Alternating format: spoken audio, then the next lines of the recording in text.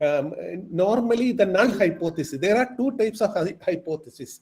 One is null hypothesis and the second one is alternative hypothesis. Null hypothesis is nothing but the hypothesis. Its symbol is H naught. Null hypothesis is nothing but the hypothesis to be tested is called a null hypothesis. And alternative hypothesis is the negation of the null hypothesis. And it can be, see, the population mean. Suppose mu, the symbol used for population mean. Suppose the average income of people residing in your area, Chungatara area, is supposing you wanted to check whether it is correct, or average income level, say rupees 25,000 monthly income of families residing in Nilambur area is say, for example, if you think that from some literature you got to know about that it is 25,000. So that means the null hypothesis is mu is equal to 25,000 rupees. It is the not H naught, that is mu is equal to 25. Then alternative hypothesis is normally not highlighted, not depicted in the research report. You need to report only in the null hypothesis. It can be written in verbally also. That means the null hypothesis here is the average income of families residing in Chungatara is rupees 25,000. It is a null hypothesis. Not 25,000 is a null hypothesis. And what is the alternative hypothesis? The average income of families residing in Chungatara area is rupees 25,000. So the statement of the hypothesis is very important. Sometimes there may be a large number of hypotheses. Hypothesis is nothing but a testable, some basic assumptions which must be testable. It is the gist of hypothesis. Then sometimes there are certain assumptions, assumptions. See, assumptions can be framed only if you go through the context. The previous studies connected with the research topic, you must be well aware of. Then only you can formulate, you can come to certain assumptions about the study. Then, in order to understand the gist of the topic, you have to provide definitions. Your own operational definitions you can highlight in the research report to facilitate the understanding of those who are going to read your research. Therefore, definition of important terms are very, very, very relevant. And you have to formulate, you have to form a hypothesis, you have to formulate a definition, you have to work out a definition in your own sentence, and it must make sense. Then only definition will be considered as valid. And limitations and delimitations of the study. Sometimes you may be encountering several problems. So you need to travel a lot. Sometimes you may not be able to get the required number of respondents. Maybe because of time constraints, sometimes you may have. And sometimes, supposing you are conducting a research in the Attapadi area regarding tribals, probably you may have to labor a lot to get eliciting proper response from them. These are some of the limitations and delimitations, whatever you have encountered must be. And for instance, supposing you are going to conduct a study, at the first instance, probably you may not be able to get sufficient support from them. They may be little bit scared to talk about their own matters, personal matters connected with income, savings, healthcare facilities they are availing of, all that, their own relationship, their cultural patterns, their marital life may not be. These are some of the limitations you may be encountering. So to some extent, you have to justify in the limitation and delimitation part of the report, so that the evaluators must take into consideration the difficulties you have encountered. Within that context only you have conducted the research. Now, let me come to the next important component in the body of the report is review of related literature. This is very, very essential. Review of literature is one of the most important and inevitable part of conducting research, because you get first-hand information about a research topic from the literature you have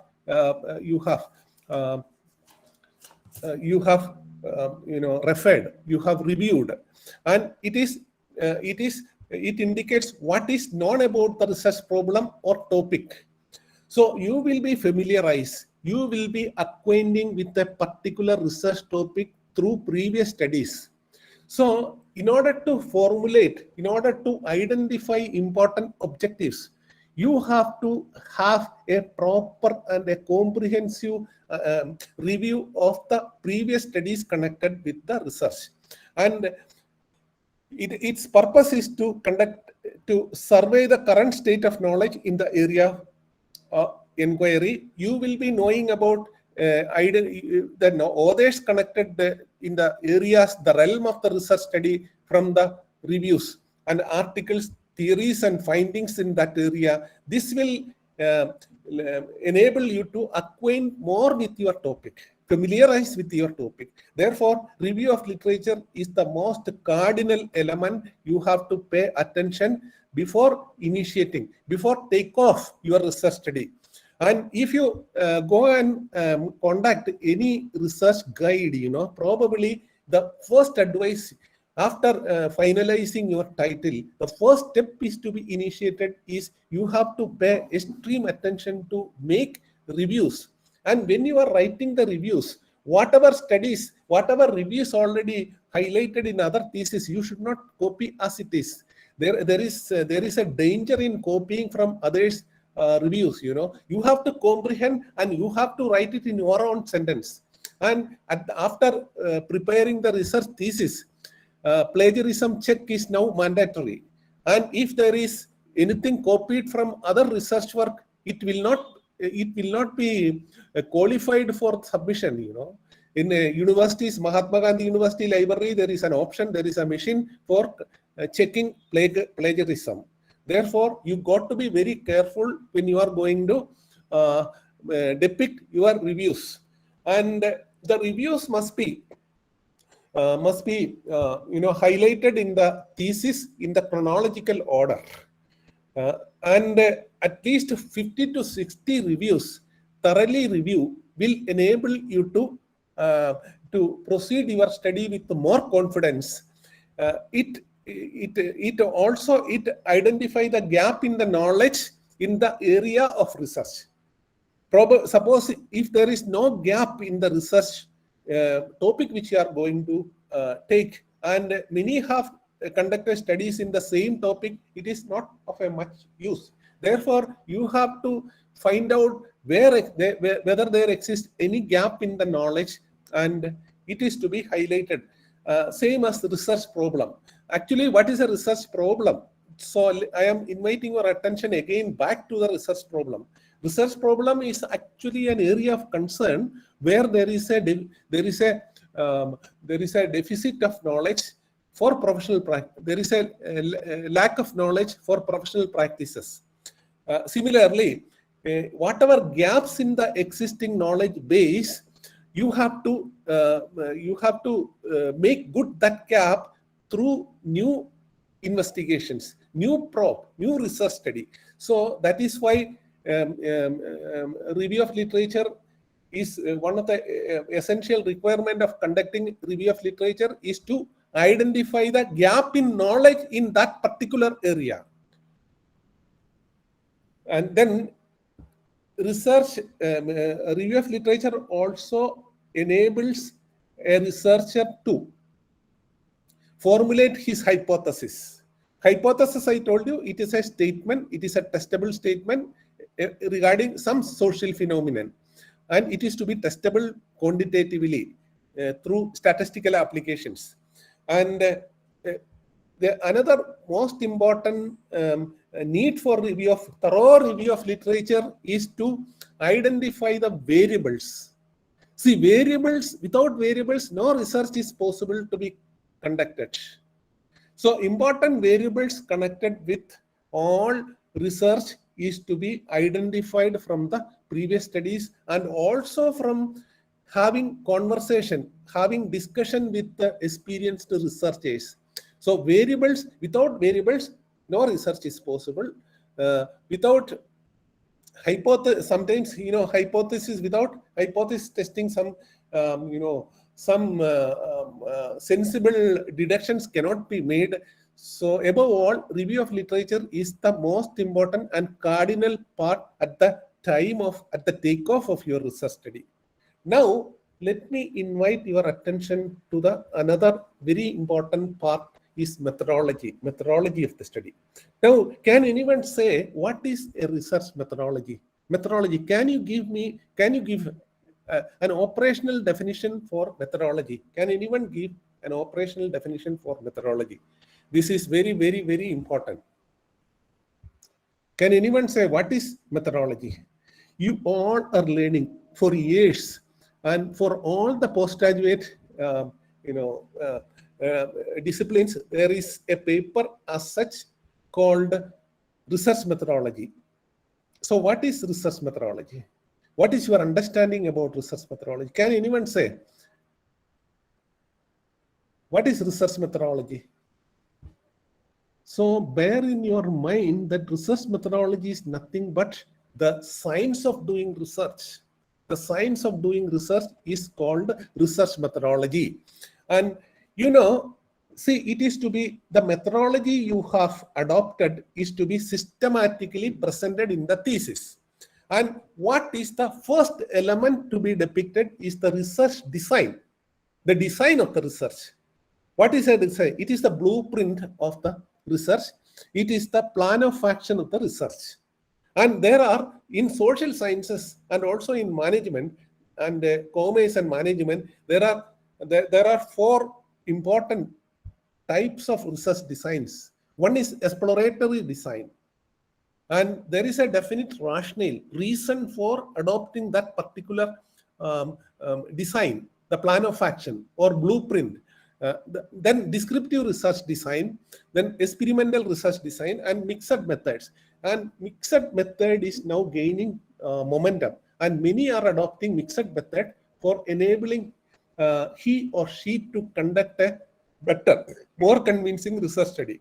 Now let me explain each one of these designs briefly for enabling you to have some idea about, some insight regarding various research disciplines.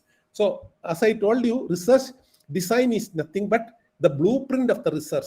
You know that an architect, when he designs a building and he prepares a plan, a blueprint of the research, what are the facilities to be accorded, what is the base necessary to put up the building, and so on and so forth. How many bathrooms, how many bedrooms, how its outlook of the building, how the layout is to be, and there is a blueprint is prepared before takeoff. Likewise, before doing a research study, you have to prepare a blueprint of the research. It is actually a concise summary where you will be able to understand how the research is to be carried out. This is called research design. Now, let me throw some light on what is exploratory. When exactly you resort to carry out an exploratory research design. Sometimes, when you choose a subject, it may not be, the available literature may not be sufficient enough to proceed with the research. And the research is so novel and strange, but at the same time it assumes significance. But you are obsessed with the idea of carrying out the research. And such circumstances, if the available literature connected with a particular research topic is very scant, very scarce, then you have to adopt an exploratory research design. The very purpose of exploratory research design is to unearth, to extract the nitty-gritty of the problem, basic aspects connected with the problem, in order to enable you to acquaint more thoroughly with the topic which you have chosen. Therefore, exploratory many times, suppose a study is to be conducted regarding COVID pandemic 2019. See, only very little information. The available literature connected with the COVID pandemic is very scant, very scarce. Therefore, you need to adopt an exploratory research design for enabling you to understand the nitty-gritty of that particular problem, and you have to unearth for enabling you to go deeper into the research topic. So many times, exploratory research design is to be clubbed with the descriptive research design or experimental research design.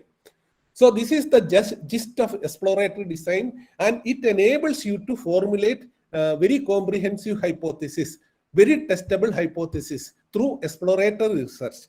And the scope of, since the scope of exploratory research design is very limited, normally many researchers are clubbing exploratory research design with the descriptive research design. And next is descriptive research design. So descriptive research design is both qualitative and quantitative. It comes in the purview of both qualitative research and also quantitative research. And the very purpose is to describe the characteristics of individuals, groups, and communities, and also describing some social phenomena. Suppose if you are going to conduct the consumption pattern of people residing in Attapadi or in Palakkad district, it comes within the realm of descriptive research design. So descriptive research design is one of the prominent research designs employed in social sciences and also in management. Even in medical research and nursing research also, descriptive research design is very prominent. Now, let me invite your attention to experimental research design. What is an experimental research design? The very purpose of experimental research is to establish cause-effect relationship. And experimental research design include many different types, before and after experimental research design. Have you heard about before and after experimental research design?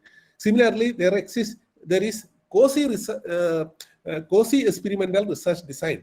Let me come to the before and after experimental research design and also experimental research design as such. Experimental research design requires an experimental group and also control group.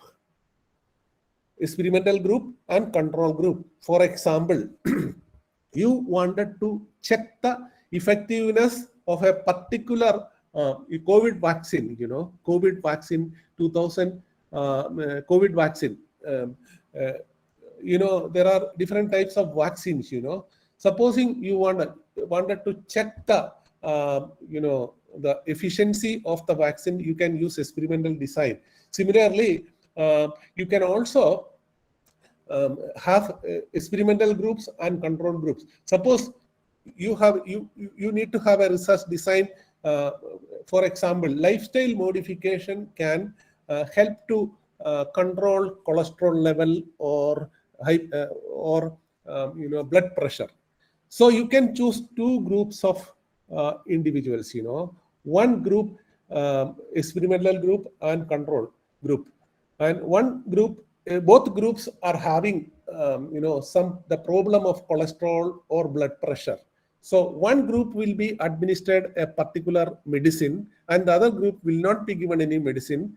Then a medicine and also the lifestyle modifications, after some time, after a period of time, you will be able to check based on the level of cholesterol or the pressure level. You can decide the efficacy of the drug and also the lifestyle modification. Now, under experimental design, there is a before and after experimental design.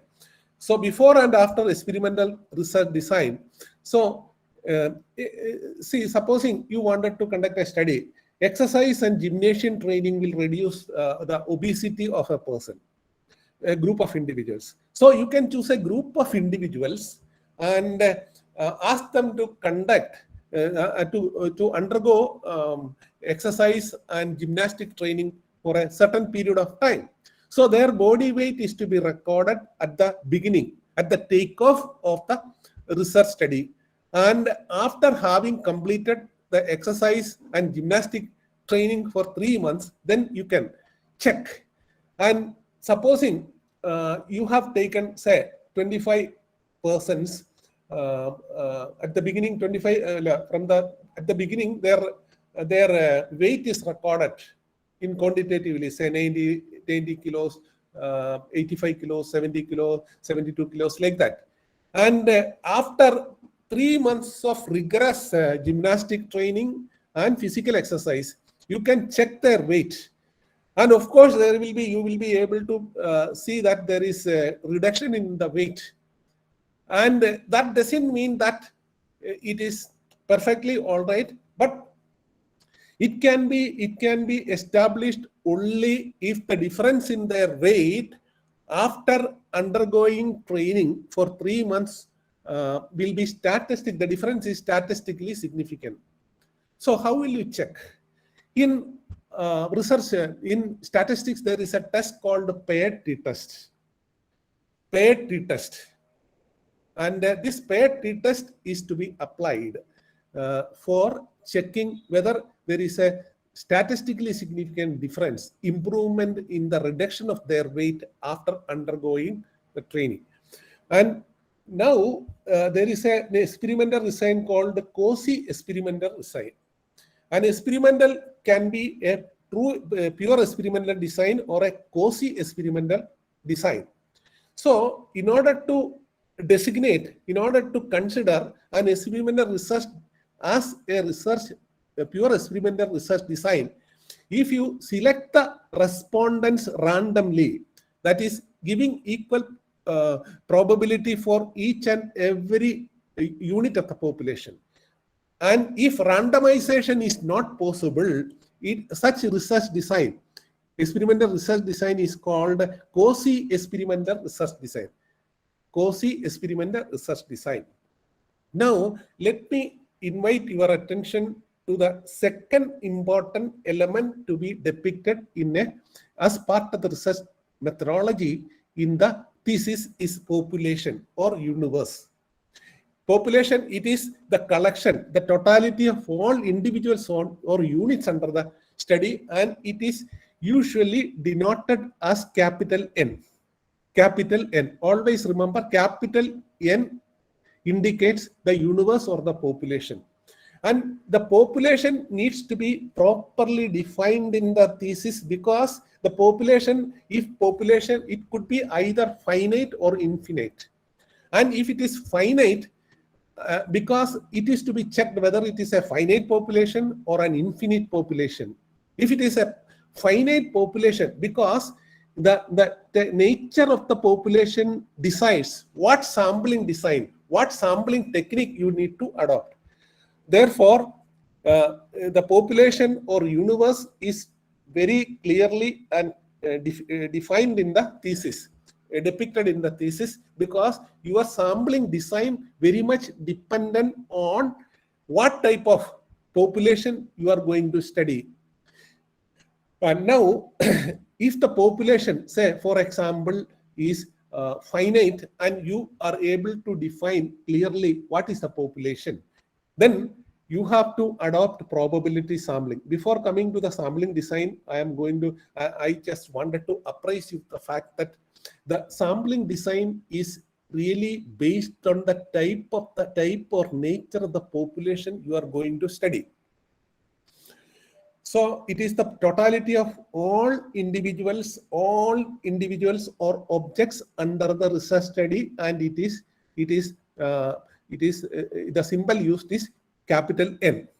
Now, let me invite your attention to the various sampling designs You know, a sample is actually a subset of the population, So, so a sample is to be selected with the utmost care. It is to be systematically chosen.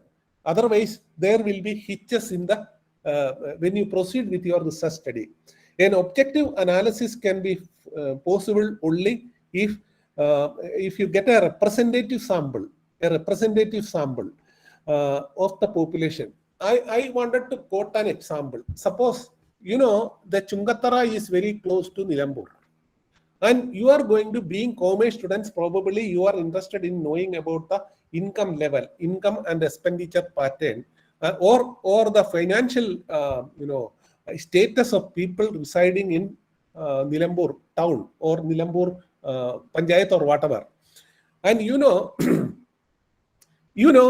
there are, say 5,000 or 10,000 families in Nilambur town and adjoining areas or the Panchayat. So what is your population then? All the families residing in Nilambur, the jurisdiction of the Nilambur Panchayat. And supposing your population size is, say, 10,000 families. And how will you select a sample? So as to ensure that the sample you have chosen is a representative of the whole population. Suppose your sample size is 300. How will you choose? So here you have to ensure that it is a true representative of the population of Nilambur city. And now I will explain more about this when I discuss about the sampling design. So sampling technique is the process of selecting a sample from a population.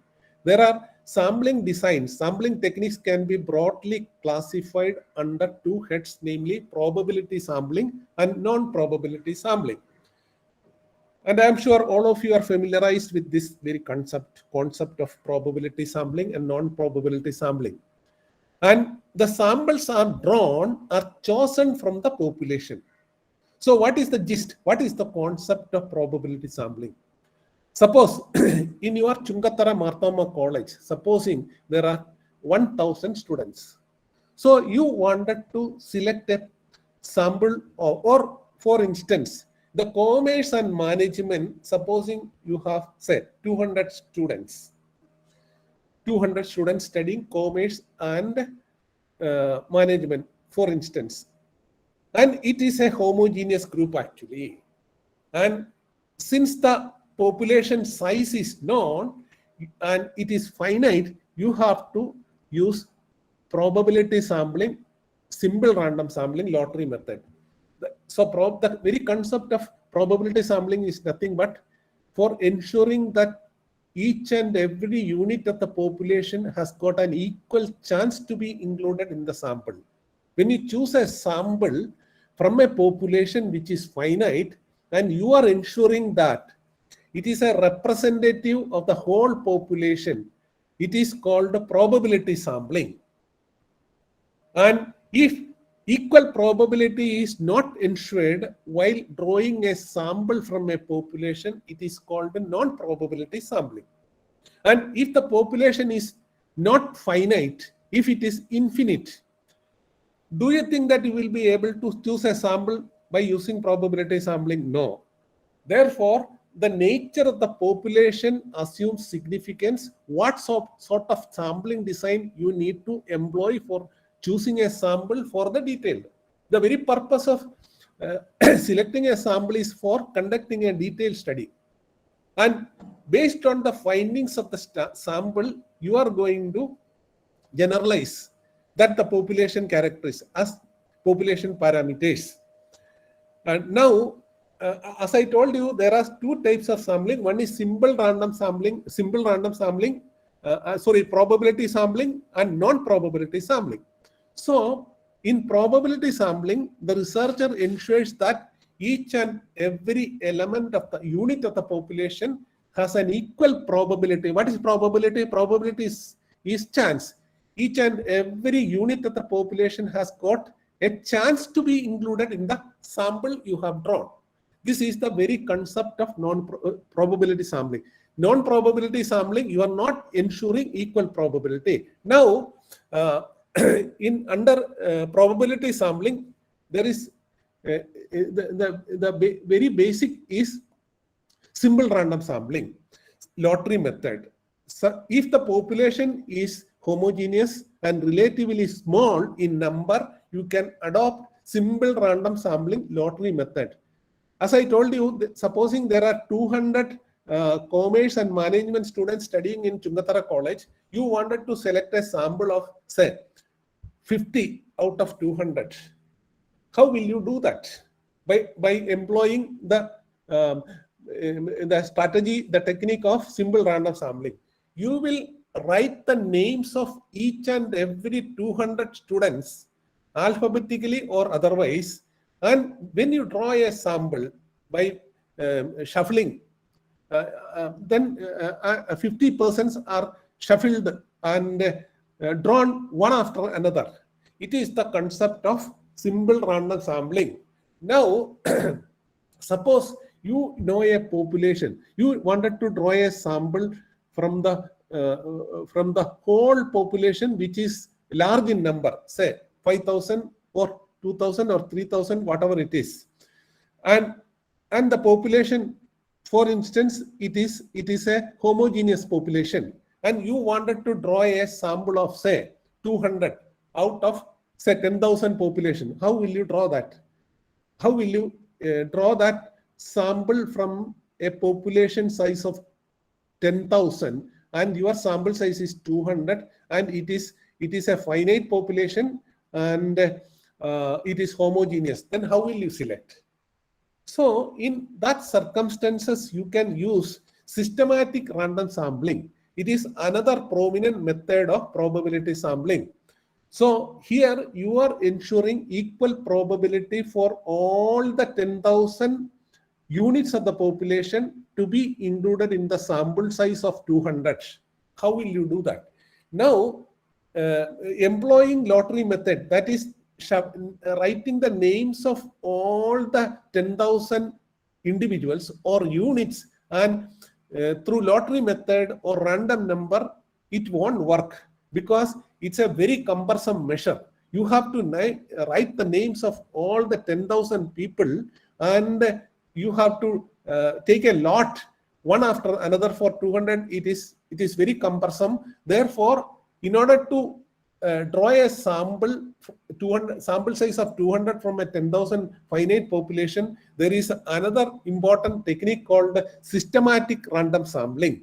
Why I am explaining is because when you depict all this information in your thesis, the actual methodology you have used for drawing a sample or sampling design you have used is to be expressed in clear terms.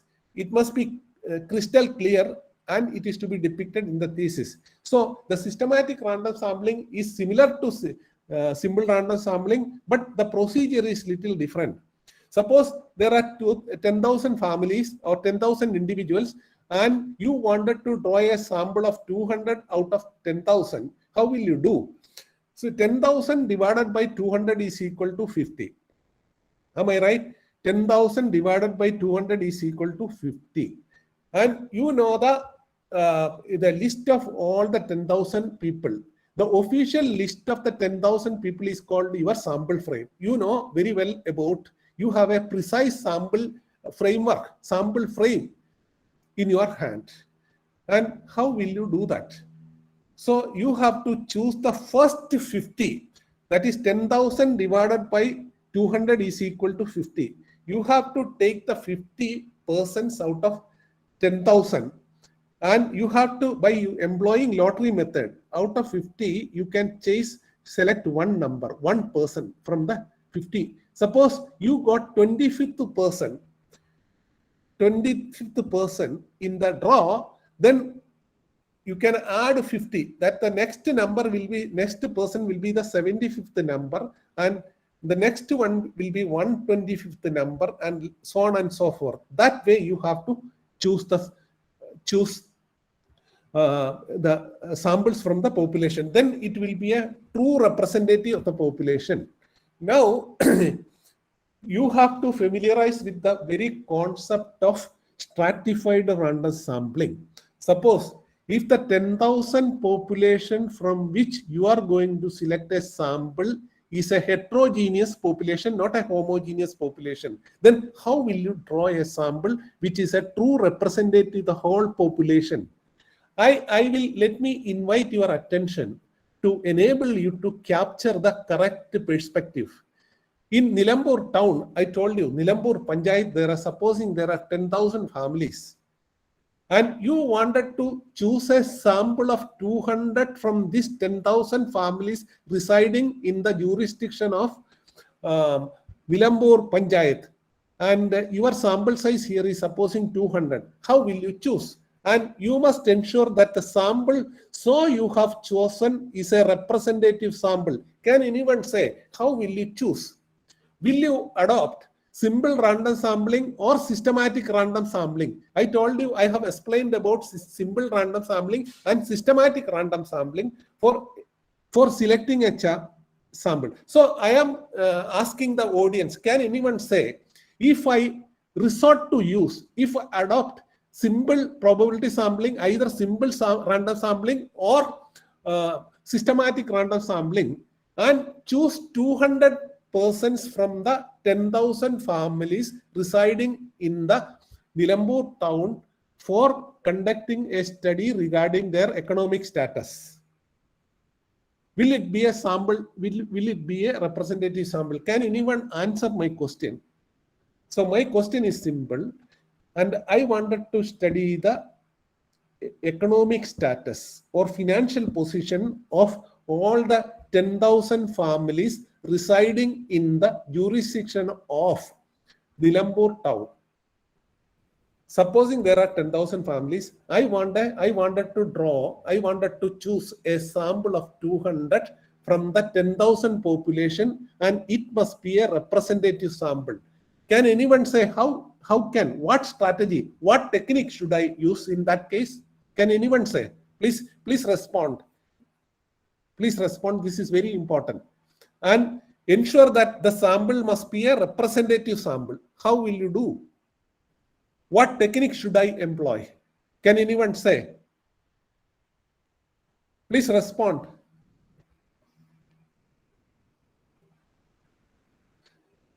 See, since the population size is 10,000 and I have a sample frame, the list of all the families from the records of the Panchayat, is it a homogeneous population or a heterogeneous population? Please respond. See, if I am studying the economic status of individuals. No, Mohit, no, not the feasibility. The thing is, you must realize the fact. No, stratified, there is an error. Problem, stratified means, you are considering the totality and but if you apply stratified random sampling, it may not be a representative sample. Now, there is another probability sampling design. It is called stratified random sampling. Stratified random sampling for ensuring that the population, the sample you have chosen is a representative of the whole population. So I just wanted to throw some light on why we are going to adopt stratified sampling. What is the concept of stratified random sampling? You know that it is a heterogeneous population. The income level varies. You can segment them into low income, middle income, and high income. There are 3 groups there. That means, as far as their economic status is concerned, it is a heterogeneous population. And if you do either simple random sampling or stratified random sampling, it will not be a representative of the whole population. And if you choose by adopting simple random sampling or stratified random sampling, you cannot claim that it is a true representative of the whole population. Therefore, in the very concept of stratified random sampling is that you have to identify the three groups, that is low income families and middle income families and high income families. You can segment them. You can stratify them into three groups. And from each groups, from the proportion of based on the size of the strata or segment, you can use simple random sampling, either simple random sampling or stratified random sampling, to choose the 200 units of the population. Then it will be a representative of the whole population. This is the very concept of stratified random sampling. It is a very powerful, very strong probability sampling design, which is to be employed if the population from which you are going to draw a sample is a heterogeneous population. Have you all understood the concept? So we have discussed about three types of sampling designs. That is probability sampling design. Probability sampling design is but nothing but the researcher is ensuring equal probability for all units of the population to be part of the sample he or she is going to choose. Now, you wanted to conduct a very large inquiry covering a large geographical area. Suppose you wanted to study the lifestyle or the customer care strategy of all the national banks in the whole state of Kerala, and you have to select a sample from the whole Kerala. How will you do? This is a large-scale inquiry covering a large geographical area. In such situations, the sampling design is quite different. In such situations, the sampling design you have to use is called multi-stage random sampling. So from the whole state, there are 14 districts in the state. By using lottery method, out of the 14 districts, you have to choose a few states, say 5 districts. And from the 5 districts, certain number of taluks are to be chosen by using random sampling. And from the taluks, you have to choose certain panchayats. And from each panchayat, you have to choose certain number of banks. This is the concept of multi-stage random sampling. So now we have discussed 4 types of probability sampling designs. The number 1 is simple random sampling, and the second one is stratified random sampling, and the second one is systematic random sampling, and the third one is stratified random sampling, and the fourth one is multi-stage random sampling. Now, let me invite your attention to cluster sampling. Sometimes, you can form clusters, clusters in a whole large population. If the population from which you are going to draw a sample is very widely scattered, and the population, you can identify similar groups with heterogeneous characteristics. You can identify such clusters in the whole population, and from that cluster, by using simple random sampling, 1 or 2 clusters, and you can conduct a study.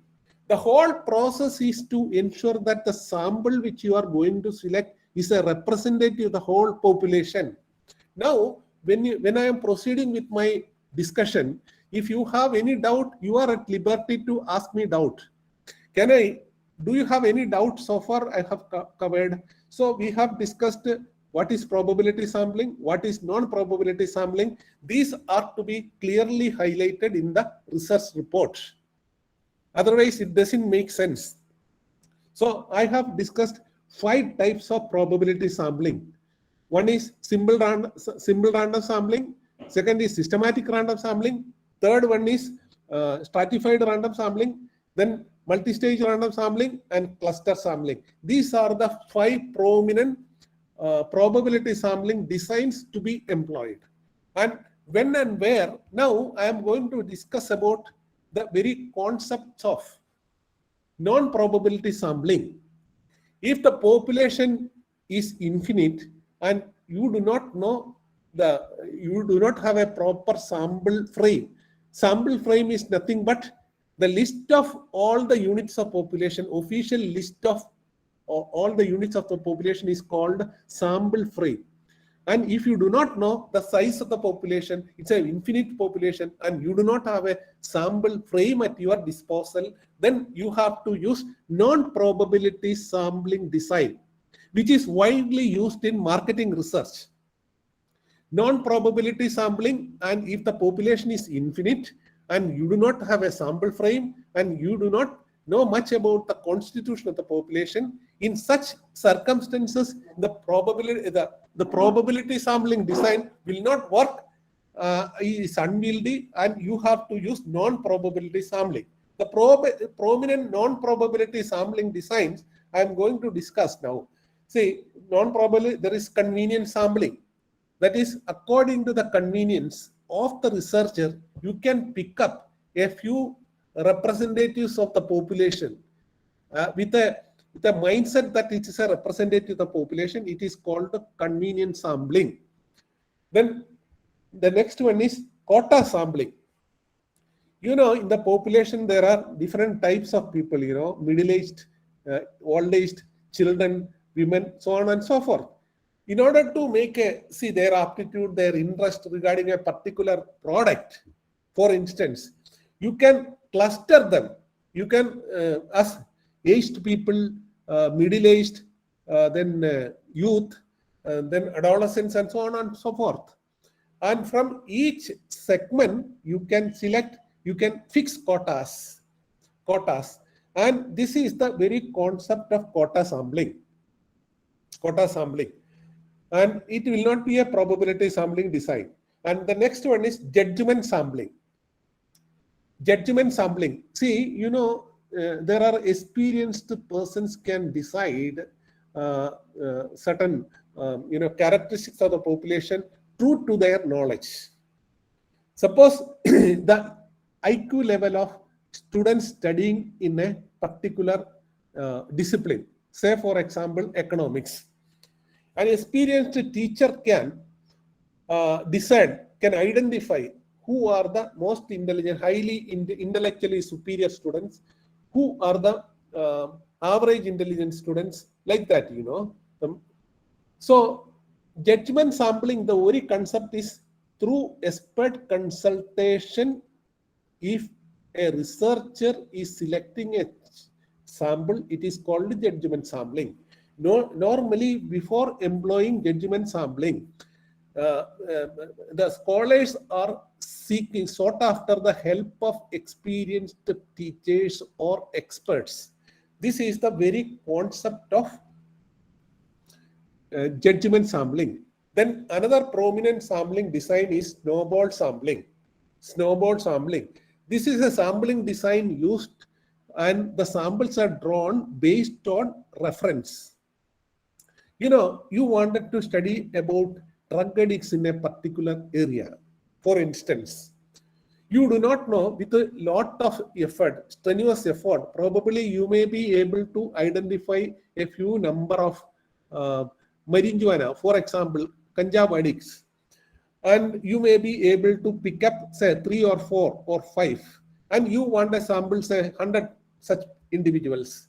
So from the references, from the doctors, those who are treating, and also from the drug addicts, and also from the institutions, you can identify more people and conduct a detailed study. The very purpose of selecting a sample is to make an in-depth study, to make generalization. That is to determine the finding in order to determine whether the findings of the sample can be applied to the population. This is checked through quantitative method, which we are going to discuss later. Now, these are the prominent non-probability sampling. That is convenience sampling, then quota sampling, then judgment sampling or purposive sampling, and snowboard sampling. This is all about sampling designs which are to be clearly explained in the research. Then only your research is going to be considered as a sensible or a quality research. And remember, all these are very, very important. It is not just like acquiring a postgraduate degree. Now, the University Grants Commission has given strict instructions to all the universities to improve the quality of the research. Therefore, all these precautions are to be taken, and it is vital also. Now, let us come to a sample size estimation. You know, when you select a sample, how the sample size is to be determined. How sample size is to be determined. So this is very, I wish to throw some light on the very procedure, the very scientific way how a sample is to be selected from the population. You have to pay extreme attention for ensuring that the sample size is adequate enough to conduct the research study. As I mentioned yesterday, in order to conduct a research study, one of the first initial steps is data cleaning, and the second one is factor analysis. For performing factor analysis, the very purpose, what is factor analysis? Factor analysis is a multivariate statistical techniques in order to identify the potential individuals or units from the population, where the highly correlated variables are clubbed by using the system. And sample size estimation and for conducting performing factor analysis, and also for ensuring the normality of the sample which you have chosen, very much depends upon the adequate sample size.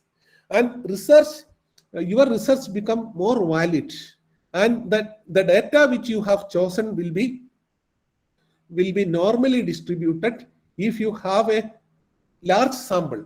A large sample is always better, because as per the central limit theorem of statistics, when n tends to infinity, the normality of the data can be taken for granted.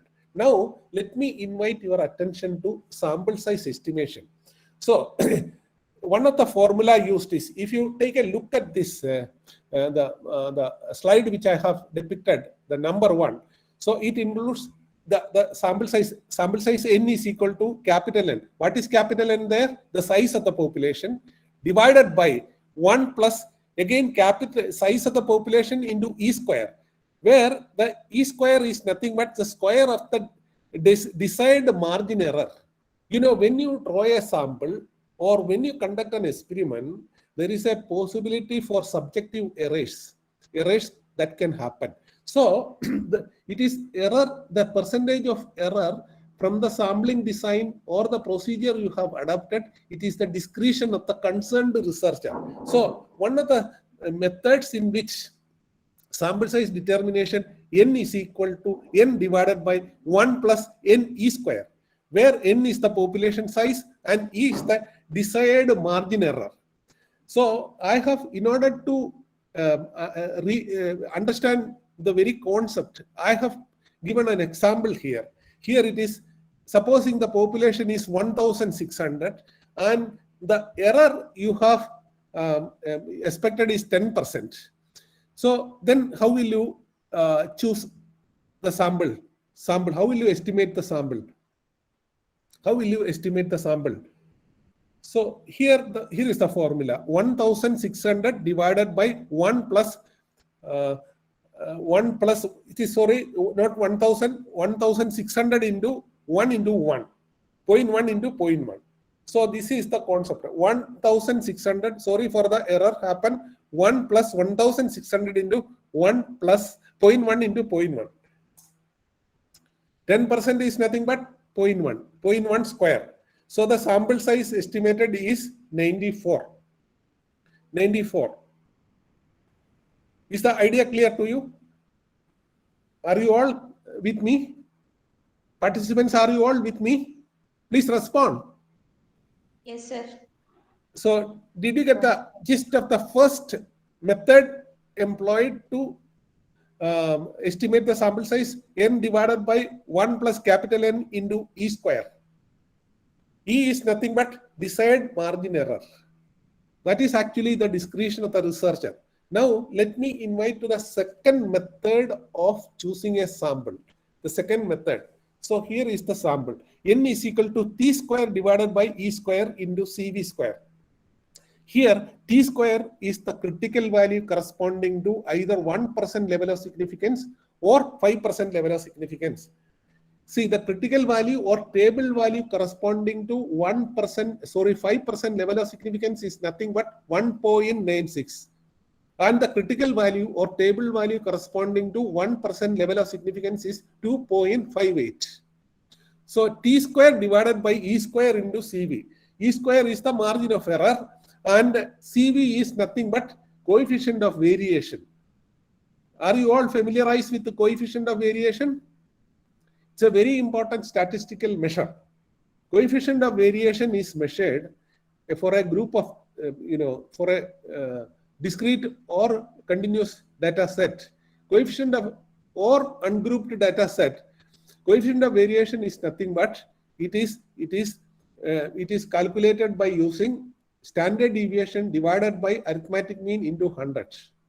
Supposing you wanted to compare the performance level of students, postgraduate students in different colleges, which group is more consistent, more stable, it can be estimated by using coefficient of variation, that is standard deviation divided by arithmetic mean into 100. So the second important method of estimating sample size, N is equal to T square. T is nothing but either 1.96 or 2058. If you want to conduct a study by using 95% confidence interval, then you have to use 1.96 as the T value. And if you want to conduct the study at 99% confidence interval, you have to use 2.58 as the T value. And E square is either 5% or 1%. So this is the second method of determining a sample size. You cannot simply take 5% or 10%. And if your sample size is too small, you cannot perform factor analysis conveniently. In factor analysis, there is an option under the system. It is called KMO value. The KMO value determines the sample adequacy. If the KMO value is less than 0.5, you cannot perform a factor analysis. So the third method of estimating a sample is called Z square into population standard deviation square. Population standard deviation square divided by E square. There is some error in the formula. Okay, so here Z is equal to confidence interval. So either confidence interval can be either 1.96, that is 5%. So sorry, 1.96, the 90% confidence interval, or 99% confidence interval. And the fourth method of selecting a sample here is wrong. It is for finite population. Another method is, if the population is finite, the method is N is equal to Z square into N into population standard deviation square divided by N minus 1 into E square, where E square is the square of the expected margin error, in plus Z square. Z square is nothing but confidence interval level square into standard deviation of the population. So this is the way, the fourth type of determining a sample from a population. Next one. Can you? So sample size when estimating a percentage of our population. Supposing you are going to conduct a study regarding,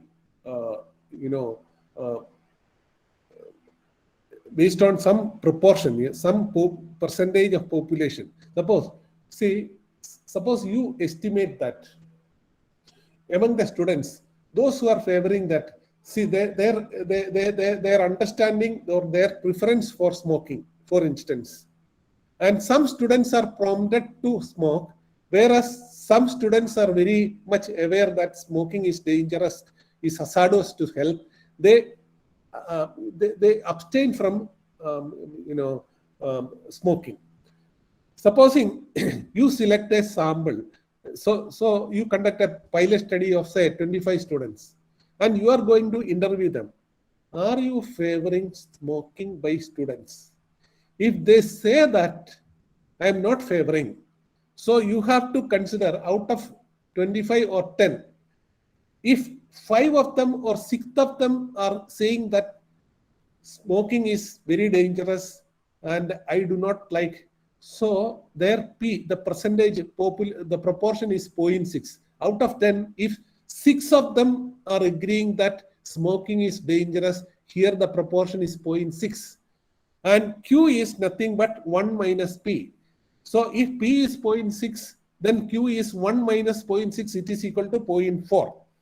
And so Z square is nothing but the confidence interval, either 9% level of confidence or 95% confidence interval or 99% interval. So you have to employ either 1.96 or 2.58 depending upon the confidence interval you are desiring, into P into Q. Here P is, what is P? P is 0.6 and Q is equal to 0.4 into N. N is the population size. Supposing you are conducting this study, the smoking habits among students, say suppose you are conducting the study among say 500. So then in that case, capital N is 500 divided by E square. The margin of error you are desiring, either 5% or 10% or whatever. Normally either 5% or 2% or 10% into N minus 1 plus Z into PQ, P into Q, that is 0.6 into 0.4. So I have depicted explanation also. S is sample standard deviation or an estimation of the population standard deviation. So this is another method. Z is standard value corresponding to a confidence interval. So these are the method of estimating sample size. Now let us move on to the tools for data collection. Certainly you need to collect a lot of data for conducting a quality research study. So these are the prominent tools for conducting data collection. Questionnaire, schedule, then face-to-face interview, focus group, telephone interviews, and observation. Observation includes 2 types of observations. One is direct observation and participant observation. Participant or non-participant observation. Either you can conduct a participant observation or non-participant observation. Ethnography is another important tool used. Have you heard about ethnography? Ethnography is actually connected to participant observation, but systematically a researcher is gathering information regarding the characteristics of the population by identifying them and interacting them. It is the concept of ethnography, which is one of the tools employed in qualitative research study. Now, you are collecting data directly from the field. It is called primary data, and many a time secondary data is also needed to conduct research study. Secondary data. So the next table, secondary data table, could you just move on to the left side? Tools for data. See, secondary data. See, secondary data includes websites or concerned firms. Then CMIE, that is Center for Monitoring Indian Economy database, you can very well make use of. Capital Market Line database, RBI websites, Bloomberg website, Thomson Reuters website, and other published and unpublished sources.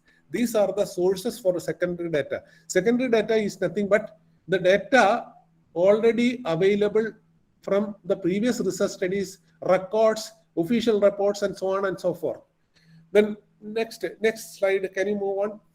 This is for qualitative studies. The above data may include a detailed description of the nature and length of interactions with the participants. And it includes how they were selected. These are to be, in the case of qualitative research study, this is to be depicted. And in the description indices, sorry, next previous slide, please. Previous slide, please. The description indicates the purpose of the instrument and the reliability and validity of the instrument. So the reliability and validity is depicted in the research report. See, reliability means the consistency of the instrument you have used. So there is an inbuilt parameter in the SPSS called Cronfag alpha. All the reliability of all the variables you have chosen for the research study can be easily estimated by using this Cronfag alpha. A Cronfag alpha value of more than 0.6 is desired for ensuring that the reliability of the instrument used. And code validity is nothing but the exactness, the perfection, the exactness of the instrument which you have used. As I told you, you are either collecting using a scale or a questionnaire, you know. So the efficiency, the accuracy of the instrument is estimated by using, validity. There are three types of validities. One is convergent validity, the other one is discriminant validity, and the third one is constructive reliability. Then now let us move on to analysis of data. Analysis of data is the next important concept I am going to discuss. So, so far, if you have any doubt regarding my presentation, you are at liberty to ask me. Anything connected with so far I have presented, you are free to ask me your queries. So if you have any queries so far, please put forth. I am here to answer. See, analysis of data. Now coming to analysis of data. So it could be done by using quantitative and qualitative methods. And under qualitative methods, see, statistical techniques include descriptive analysis and also inferential analysis. Descriptive analysis and inferential analysis. So what is descriptive analysis? What is descriptive analysis? Descriptive analysis, it involves measures of frequency. If analysis of the data and describes various characteristics by using certain facts and figures, it is called descriptive analysis.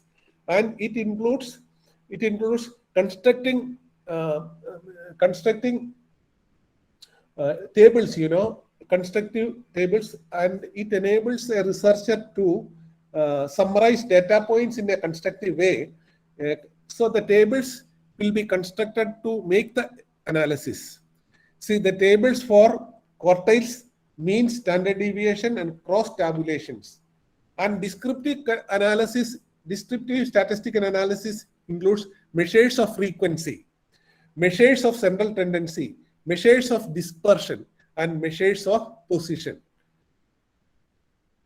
And inferential analysis. Inferential analysis, the purpose of inferential analysis to determine whether the findings from the sample can be applied to the population. The findings you have received based on the samples can be generalized with the population. This is called inferential statistical analysis. The analysis of data includes statistical techniques or inferential interpretations that were applied to the data. The results of this analysis, tables and figures are used to represent findings or graphic from which add clarity to the findings. So in the methodology part, normally you find a place it is to be depicted the statistical tools. See whether you have used parametric tests or non-parametric tests, whether have you used correlations, regression, structural equation modeling, and so on and so forth. It is to be depicted in the methodology part. Now let us move on to the results and discussion. If you just carefully take a look at this, the section tells the reader what was found in the study. So the results and discussion, you have to summarize what exactly your findings is. And it is the result of the regression analysis which you have done. So regression analysis is for establishing cause-effect relationship. So one unit change in a particular independent, suppose sales is a dependent variable in a regression analysis, and you can use several independent variables. That is, campaign could be one, then advertisement can be another independent variable. So if one unit change in advertisement leads to how many units change in the sales can be estimated by using parametric test called regression analysis. So the findings is to be recorded based on the analysis done in the results and discussion. This is the third component of the research report. So this section tells the reader what was found in the study. It includes descriptive statistics for relevant variables, that is mean and standard deviation, depict what statistical techniques you have used to test your hypothesis and what you found, interpretation and evaluation of the results, theoretical and practical implications of the findings and recommendations for future results, then results of the current study and what was found, discuss the limitations of the current study and ideas for research, further research. These are the matters to be discussed under results and discussion. And the last part is summary and conclusion. Summary and conclusion also assume significance. And here, summary of the main ideas that come out from the discussion, it draws all arguments and findings together, indicates whether the hypotheses were accepted or rejected. It summarizes the major findings of the study. So summary and conclusion is very, very, very important. And summary and conclusion is usually attempted after completing the whole thing, and the researcher need to peruse the whole area, whole aspects from the very beginning, introduction onwards, again and again, to make a comprehensive summary of his research. And the last part is reference section, references. This is also very, very important. Bibliography and references provides the reader with all the information needed to seek out and obtain all original sources used in the research. It is to be written in the alphabetic order. Then appendices. It could be the bibliography is normally nowadays the prominent bibliography method is APA style. And then appendix. So in order to make reference, in order to depict references, there is a software also available for writing references based on APA style. Then next is appendices. This section provides a place for important, includes the tools prepared by the researcher and used in the study. Sometimes, you may be using several standardized tools for making the research study. And for example, if you study Beck anxiety regarding connected with the well-being or anxiety, there are standardized scales available in the resource materials are available in research labs and also in libraries. So it can be employed, and a model and a copy of the tool used is to be attached in the as appendices in the research. Sometimes, many cases the researcher himself is developing tools, and how he has developed tools. So one of my scholars recently completed her research.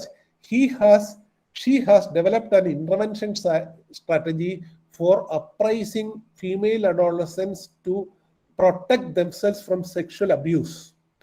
So the gist, the entire material she has, the intervention strategy she has developed had to be appended as the appendix part of the research thesis.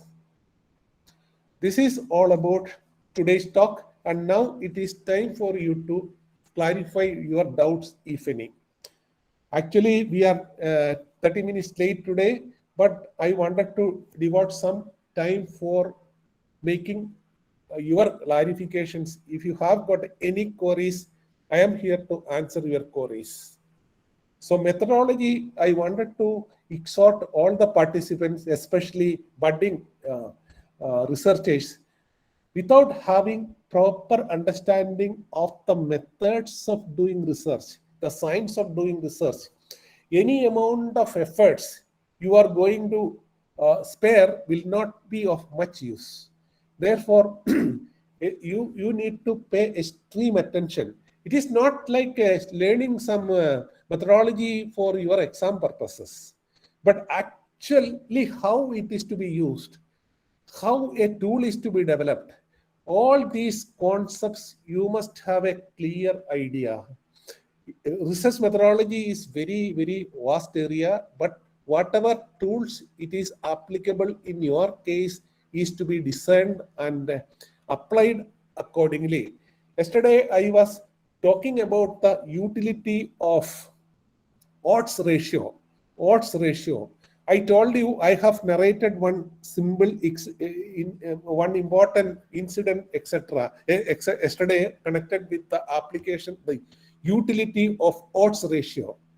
Odd is nothing but the chance, So one researcher in the All India Institute of Medical Sciences, he was very keen on understanding, studying whether the height of a woman has got any significant impact, any relationship on performing cesarean operations. So he has chosen pregnant women below the height of 5 feet and above the feet of 5 feet. And then he applied the statistical tool, namely this odds ratio. What he has done, I wanted to highlight once again. So he has chosen 50 women, pregnant women, having height less than 5 feet. And he has pursued until they delivered, And out of the 50 women having a height less than 5 feet, he could see that 35 of them required cesarean operations before delivery. That means 70% of them had to undergo cesarean operation for those women, pregnant ladies having a height less than 5 feet. Similarly, he observed the cesarean rate among women having height more than 5 feet. And he has studied 150 such women. And out of 150 women, only 15 of them had to undergo cesarean surgery. That means the proportion is 0.1%, 10% only had to undergo cesarean operation. So the odds ratio here is 0.7 divided by 0.1, that is equal to 7. It gives sensible inferences. That means the women having less than 5 feet have 7 times more chances to have cesarean operations for their delivery than women having less than more than 5 feet.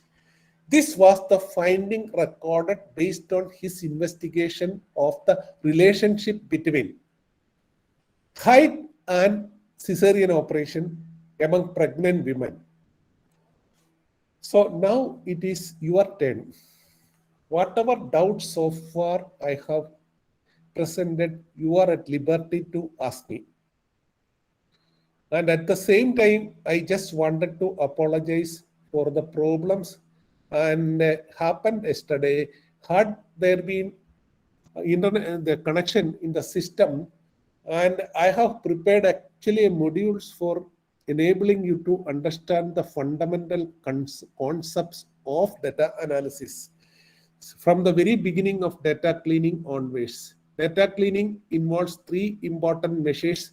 One is the imputation of the missing values, identification of the outliers, and expelling of unengaged responses. So I have a data set. I have separate data set for teaching you all this. The first element in the data analysis is nothing but this data cleaning, followed by pattern analysis, then assumption checking. For performing any kind of parametric test, it's a strong statistical tool used in quantitative research is parametric test. Parametric test, as I told you, is nothing but it is test conducted based on the parameter of the population, mainly standard deviation and mean, population mean. It is called parametric test.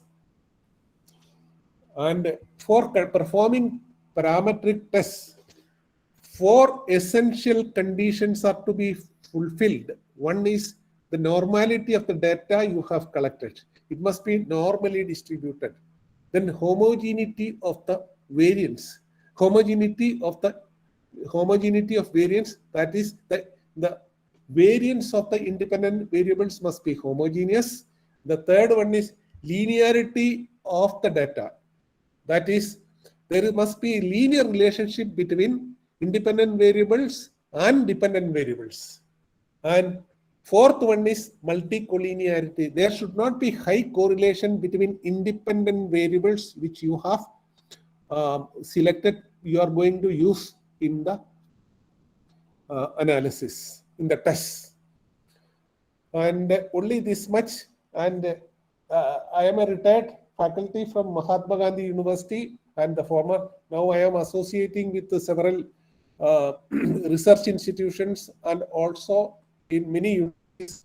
For instance, in Gwalior, there is a university called Giaji University. I had a lengthy session there. And I am also associating with the Bangalore University, then Madras University, Loyola College Madras, and so on and so forth. We are also extending our helping hand for enabling budding researchers to design their questionnaire and also for data analysis after collecting the data. So these are the services we are rendered. And I am also, two more professors are associating with me. And we as a team, now we are analyzing the data of more than 30 researchers, mainly teachers from the various disciplines like economics, management, commerce, and so on and so forth. So any assistance, you can approach us. And thank you very much for your patient listening.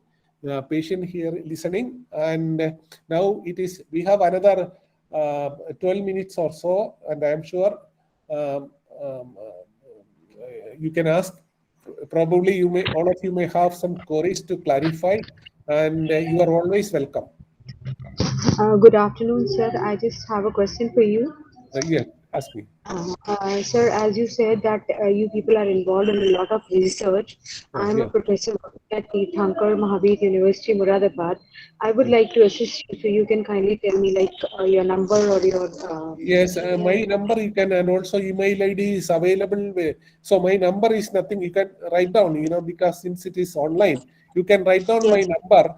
My number is 98 98 46 46 39 39. 8193. 9846 398193.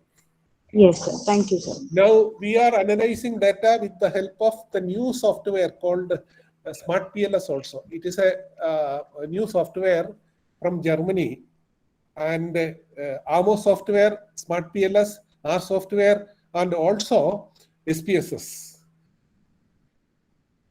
Okay, sir. Thank you, sir. Okay. So I am welcoming your, if you have any doubt, you can ask me now, because we have only very little time left. And I also, from the bottom of my heart, I thank the organizers, especially my own scholar, former research scholar, and now the principal of the college, Rajiv Thomas, and all the organizers for giving me a chance to deliver a lecture, especially in the realm of research methodology, which is one of my important area. And I am also, I have done my PGDM from Indian Institute of Management, and now I am also touching one area called strategic management. So my effort will be now confined to, after retirement, in two areas. One is giving classes connected with the strategic management, research methodology, and data analysis. These are the three areas now I am focusing, because I cannot take many areas, and it is very much focused. I am also closely associated with the Indian Institute of Technology. There is a management institute in Kharagpur called Vinod Gupta Institute of Management. I used to visit there, and the industrial engineering department of IIT Kharagpur. I usually visit these two departments in order to enrich more understanding, to gain more understanding, and also to enrich sharing our ideas and techniques with them. So thank you all. If you have any queries, otherwise now it is over to the master of ceremony. Sir, I have a one little not query, just to clarify myself. Okay. Sometimes could you introduce yourself? I'm an architect Uday Govalkar and assistant professors. Yeah. So my discipline is architecture. So we have a lots of surveys and what you could say, Okay. live case studies on that. So not such experimental. So generally in our research we come across various peoples and data. So data is collected through survey methods and lots of charts. All the things come across. So sir, in I think most of the papers I have not been able to write the exact which type of analysis it is. Means generally we write this is data collected from survey and the chart.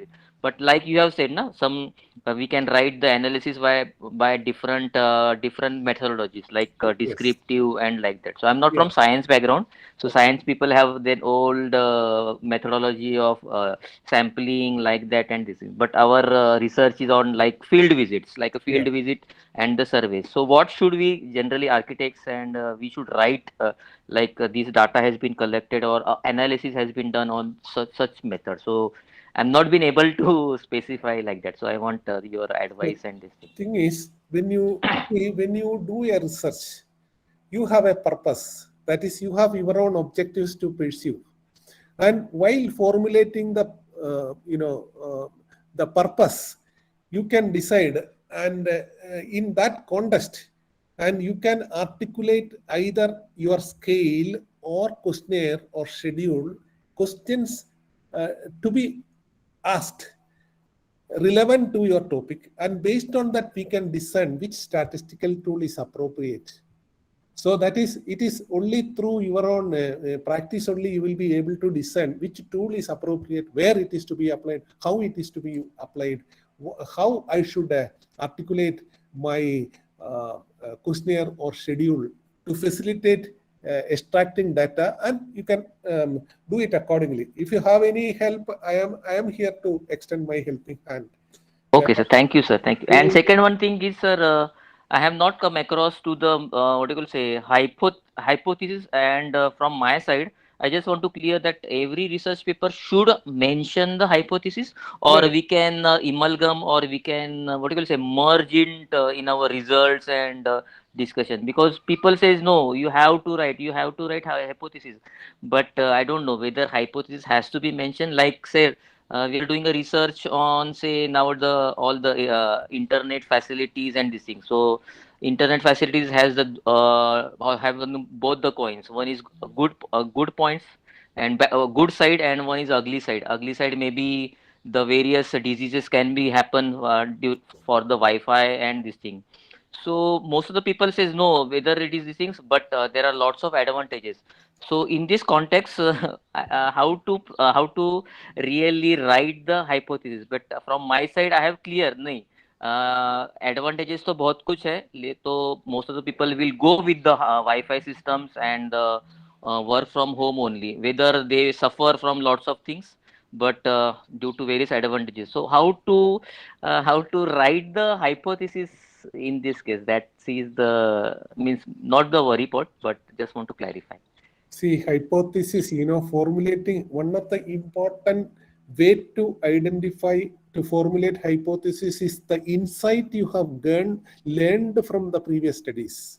And hypothesis testing is a powerful statistical tool, And a hypothesis is nothing but remember the fact that it's a testable statement. So it has got its own advantages in explaining a phenomena, in coming out with the sensible and valid findings. Therefore, I would advise you to go ahead with the hypothesis, testable. It is a testable statement. There is no difficulty at all. If you are well versed in the topic of your research, definitely you will be able to discern how it is to be applied for generating valid findings, sensible findings. In that way also, if you have doubt, you are most welcome to discuss. Sir, yes, sir. Thank you, sir. A synergic effect will be there if you discuss with another person having interest in that subject, definitely. And I will definitely help you if you have. Yes, sir. Because people says no in your paper or your PhD hypothesis, you have to write hypothesis. No, Without hypothesis, I am not what you will say, not much sure about कि नहीं ये paper में hypothesis is already done. So I need not have to write the. It is already mentioned in the analysis and the results and our objective. So it doesn't make sense otherwise. Have you ever come across any volume of the Harvard Business Review? See, you can just, I will advise you, I will exhort you to go through some of the Harvard Business Reviews, HPR reviews. Okay, sir, HPR you reviews. will be able to find out, or any medical journal, you will be able to see that there exists a large number of hypotheses. Hypothesis testing is mandatory, See, for before and after experimental design, so there the null hypothesis, the drug is not effective. The alternative hypothesis, the drug is effective. So that is the way they are. It is to be conducted at 1% level, that is at 99% confidence interval, or at 95% confidence. 99% confidence interval means, if you repeat the experiment for 100 times, only there is a likelihood of committing a mistake is only 1%. Okay, sir. Thank you very much, sir, for your kind advice. Thank you, sir.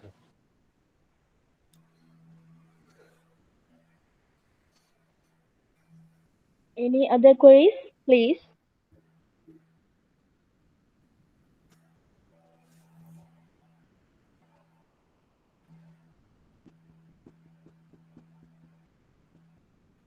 Okay, I hope there is no more queries or doubts. Okay. Thank you, sir, for your valuable information regarding the report writing of your research work. The session was very explanatory. You included all the relevant points, which would be definitely help any researcher while drafting a research report. Once again, thank you, sir, from the bottom of our heart. Okay, thank you. It's almost the time for us to wind up the session. So let's invite Mrs. Alina Johnson, Assistant Professor, DMP, Pampa College, Perumala, And also she is our former faculty. Let's welcome ma'am for vote of thanks. Ma'am, please.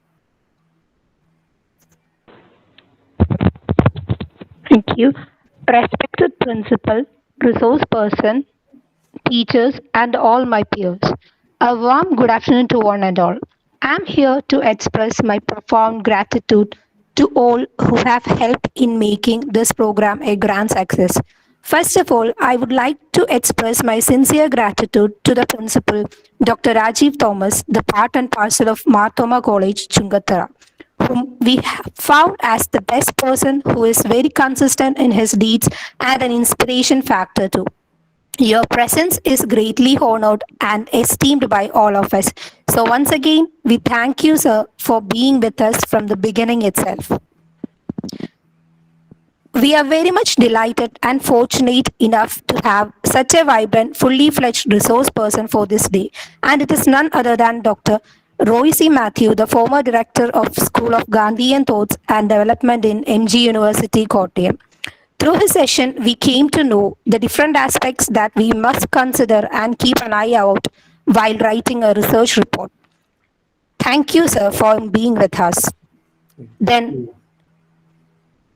I would like to extend my thanks to the head of the Department of Commerce, Dr. Binija George, and all the teaching faculties of Marthoma College, Chungathara, especially Assistant Professor Rinsi James, the committee coordinator who gave us all the support and guidance for this program. Thank you all. I'm also very grateful to the accuracy coordinator, Dr. George TM, who has kept his valuable time for encouraging and keep viewing the efforts. I wholeheartedly thank him for his endless effort for coordinating such an online FDP amid COVID-19. Then I would like to thank Mr. Shijin, Assistant Professor of Government Arts and Science College, Marthoma Government Arts and Science College, Kondoti, who rendered the welcome speech and kick off today's FDP. And also, I would like to thank our co-bearer, Jia and Shahana, the dynamic students of Marthoma College, Chungathara, for their voice, who gave life to our program. Last but not the least, I should thank all the participants who did their level best to make this program a grand success. And even like this cannot happen overnight. The wheels started rolling weeks ago. It requires planning and a bird's eye for details. I'm fortunate enough to have a team of very motivated and dedicated colleagues. So once again, I thank each and every person who has gathered here. Thank you. Thank you, ma'am. So let's wrap up this session by reminding you the afternoon session by Dr. Chetan Singh, Deputy Director, Ramaiah Center for Public Policy, Bengaluru, on the topic, The Accidental Theft, Understanding Plagiarism and Research Ethics. Once again, thanking all the participants and our resource person and our guest. So now you can leave the meeting. Thank you.